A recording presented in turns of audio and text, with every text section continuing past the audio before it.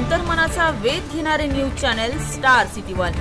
राज्यातील आणि देशातील राजकीय घडामोडी पाहण्यासाठी आणि इतरही बातम्या पाहण्यासाठी सबस्क्राइब करा स्टार सिटी वन।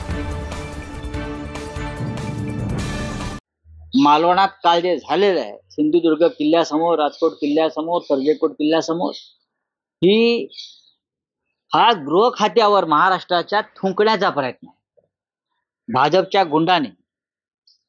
बरं का, त्यात कोणी आमदार असतील, खासदार असतील, मला त्यात पडायचं नाही, पण देवेंद्र फडणवीस गृहमंत्री म्हणून त्यांना लाज वाटली पाहिजे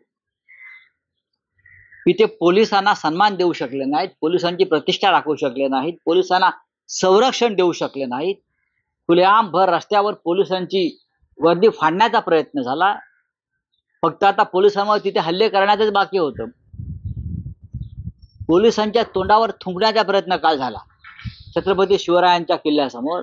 काय करतात गृहमंत्री, आणि गृहमंत्री समर्थन करतात त्या गोष्टीचं? काय तर म्हणे त्यांची बोलण्याची स्टाईल आहे। मग आम्ही बोलतो, आमच्यावर का गुन्हे दाखल करता? आमच्या लोकांवर कसले गुन्हे दाखल करता? प्रश्न छत्रपती शिवाजी महाराजांच्या पुतळ्याचा नसून महाराष्ट्राची संस्कृती, संस्कार हा या निमित्तानं पूर्णपणे फडणवीसांच्या काळामध्ये उद्ध्वस्त झालेला। राष्ट्रवाद, राष्ट्रभक्ती ही नावं घेतात तोंडी लावायला, पण राष्ट्रभक्ती आणि राष्ट्रवादाच्या नावाखाली या भाजपच्या लोकांनी जेवढा भ्रष्टाचार आणि व्यभिचार आणि अनाचार केलेला आहे तेवढा कोणी केला नसेल। शिवाजी महाराजांच्या पुतळ्याच्या निर्मितीमध्ये हजारो कोटी रुपये खाल्ले त्या लोकांनी। हेच पैसे निवडणुकीत राजकारणात वापरलेले आहेत, खास करून सिंधुदुर्गात वापरले असतील।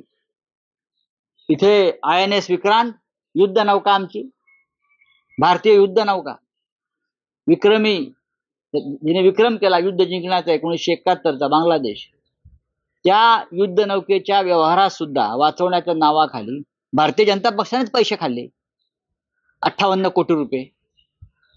हा चोर इथेच बसलाय मुलुंडला, त्याला वाचवण्यासाठी हे देवेंद्र फडणवीस गृहमंत्री होताच पहिली सही कशावर केली असेल तर INS